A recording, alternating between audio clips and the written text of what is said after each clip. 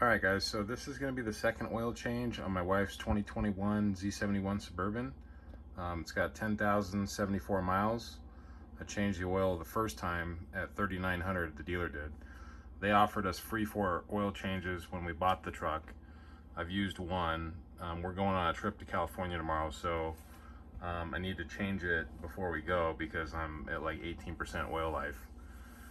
And we're going to put in our 1,000 miles on it. So and plus we just got back from a 2,000-mile trip to Tahoe, and they were booked up for the rest of the week. So I bought my own oil this time. I'm gonna do it this time, let them do it the next couple times, but I figured since this is the first change that I'm doing and the only one for another year probably, I wanted to document it for you guys. This is the Z71 2021. We bought it brand new. We ordered it with all the options we could get. When it came off the truck, it had 3 miles from the dealer. So it's been a great truck. It's got the full four corner air suspension on it. Right now I've got it in the off-road mode, so it gives you 2 inches of lift, and I did that just for being able to get underneath it. The only motor available on the Z71 currently is the 5.3 liter. I think it's an L83 or L86 is what they call it now. It's been a good motor. It gets about 18, 19 on the highway, about 16 in town or something. So our average has been around 17. I would have probably preferred the 6.2. The nice thing about this 5.3 is even though it has 11.5 to 1 compression ratio, it's only 87 octane. It is 355 horsepower, 383 foot-pounds of torque, where the 6.2 is 420, 460, but runs on 91. So anyway, hopefully for future generations, the 2022 or 2023, you can order a different motor, maybe even a little Duramax in here at the 3 liter. But for now, we've got the 5.3, so that takes a 0820 oil. I'm gonna put Mobil 1 full synthetic because I didn't have time to order my AMS oil. It shows you on the cap here, it takes 020 Dexos. I think it's generation 2 Dexos is what they're speccing now, but I'm going to be running the extended performance 020, and we'll just run it until the oil left gets pretty low, and then we'll take it to the dealer. We're also running a what is this, M1 212A oil filter, which is their synthetic filter, and I think it takes 8.08 quarts, so like 8.1 quarts. So I bought 2 5-gallon jugs or 5-quart jugs. You can see in this truck, it's got the single battery. It's pretty nice. I mean, nicely packaged. Similar, it's got this air intake here, like my truck does, which is a diesel. But yeah, you can see right here the VIN tag shows it's the 5.3. So, all right, let's go ahead and get started, and I'll kind of walk you guys through it. All right, so here we are underneath the Suburban. You can see it's totally different from my L5P Duramax. There's a vertical filter, which is kind of nice because you're not going to spill as much oil when you take it off, and then you've got the drain plug directly on the bottom of the oil pan there. So I think that's a 15 millimeter. You can also use a Torx, like a T40 or something. I'm gonna use the socket to pull it off. And there's the factory AC Delco filter. And then I've got my drain pan here. You can see the exhaust crossover. Look how crunched down that is. It's totally flattened. Mostly, I'm sure, for ground clearance, but come on, I mean, that's Robinson performance. And then you can see the catalytic converters. So like I said, this has got the air suspension. It's in the highest high mode that it can be in right now, which is the off-road mode. It raises it about 2 inches, and I still can barely get underneath. On my creeper, I can still barely get underneath this running board, but should be high enough I can crawl in there and get that drain plug out and remove and replace the filter. But I wish it was just about 2 inches higher. It'd be a lot easier. Alright, so the oil drained out pretty quick. The car was already warmed up because my wife went to grab something from the store about 2 hours ago. So it wasn't so hot that it was burning my hand, but it was definitely hot enough that it flowed right out. I don't know what the dealer puts in it, if it's synthetic or not. I'm assuming that because it's Dexos, it probably is synthetic, which was gonna help it flow better. But 0-20 flows nice anyway, cold or hot, as compared to a thicker oil like a 1540 in my truck. So it's almost done. I'll wait here another minute or so, and then I'll put the drain plug back and pop that filter off. All right, so the old filter is off. Here's the new filter. And we're gonna go ahead and twist it on. Let me see if I can film this. So because of the sway bar and the drive shaft and the motor mount, whatever that is, it's kind of hard to get a filter wrench in here. So you'll just start it by hand.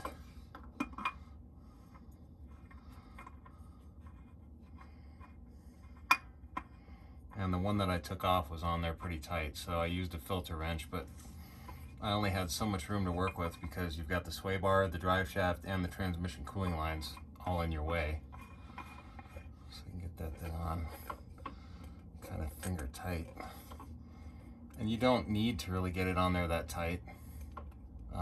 But in this case, because of the oil pan, which is molded right around the freaking filter, it's like almost impossible to get a good grip on it. And so you'll need a filter wrench. So I'll go ahead and tighten that down, and then we'll go ahead and refill the oil. All right, so before I go ahead and refill the oil, I wanted to show you the old filter here. This is what I just took off. I don't know if you can see in there, but it's obviously built differently. It's an AC Delco stock filter. Has about 6,200 miles on it. There's the part number, PF63. And, you know, I don't have a filter wrench to cut it open.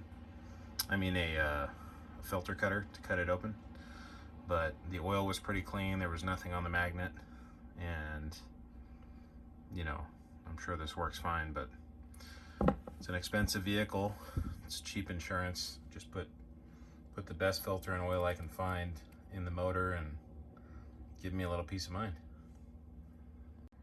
All right, so at this point, we're gonna go ahead and refill the oil. Obviously, I've already loosened the cap, as you can see. Let's go ahead and get that off of there. I open this up when I'm draining it so that it can get air in, help release the oil. So we're gonna go ahead and use this funnel here.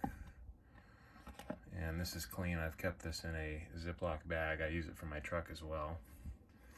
And on the passenger side, I've pulled the dipstick out. I've cleaned off the end of it, so I get a clean reading. Also helps the air flow, because I want this to drain as fast as quickly as possible. So I'm gonna dump the first 5-quart container in, and it's about 8 quarts. So I'm gonna pour the whole first one in, and then pour most of the second one in, and then I'll start measuring. All right, so I know people like to see me pour the oil in. Also covers my ass if anybody says I didn't refill it and I blow up the motor. You can actually hear it draining into the pan. So that's 5 quarts. 0-8-20 just flows so fast, and it's over 100 degrees right now. We're right about 100 degrees here in this garage. So, all right, cool. It's 5 quarts. And then I'll start pouring the next one in.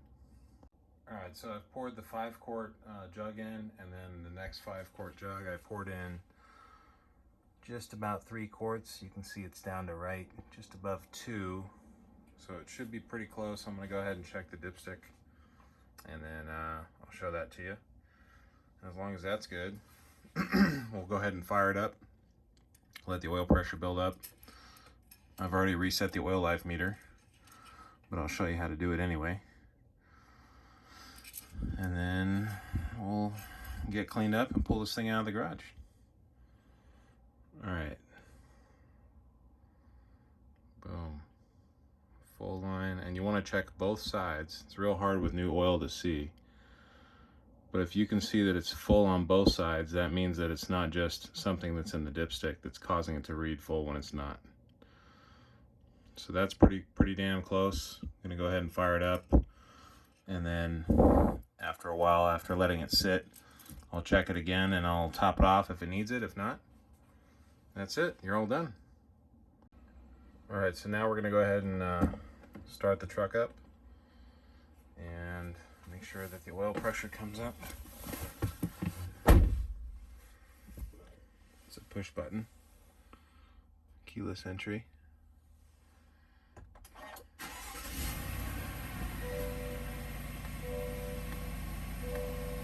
There's the oil pressure, 60 pounds, right here on the left. Right above that, you can see that we're in the high position for the suspension. All right, we've got oil pressure. I've already reset the oil life. You can see there it says reset. So if you're doing this yourself, you just click the button, the center one, scroll over, click yes. Obviously, we already did it.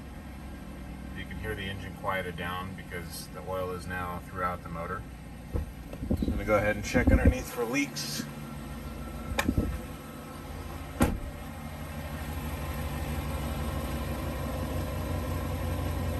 Do not see anything leaking. So the filter and the drain plug are tight. There we go. I can go ahead and close the hood.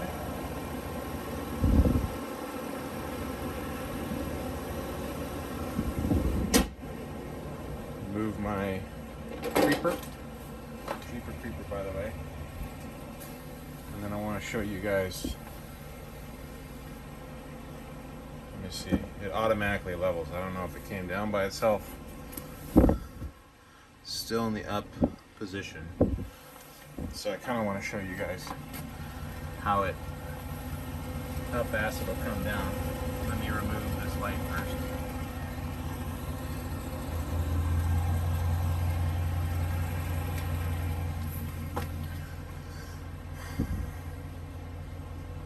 Here's the auto stop. I always turn that off. It's annoying. I don't need to charge anything.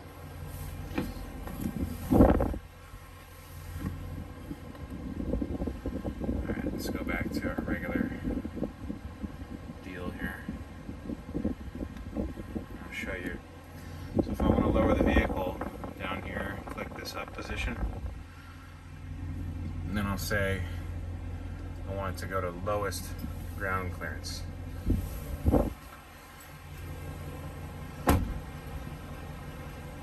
Say vehicle lowering.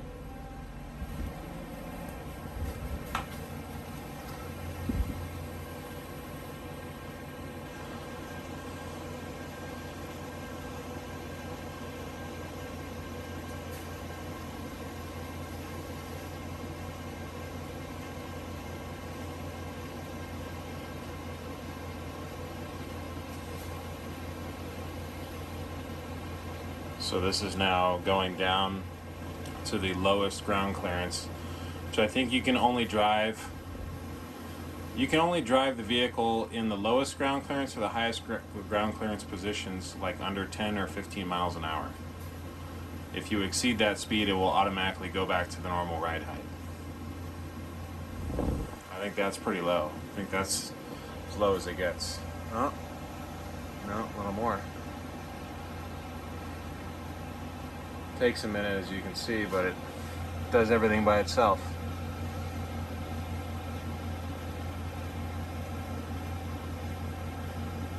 Should be it. And then one of the cool options, it's not lit up right now. Watch if I turn the lights off.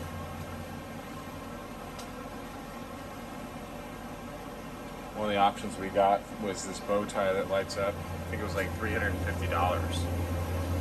And it sounded cool at the time, and I think it's still cool. But is it worth the money? I don't know, but I think it's pretty trick. You see it on the Mercedes and stuff. So anyway, I'm gonna go ahead and pull it out of the garage and get cleaned up. Thanks for watching, guys.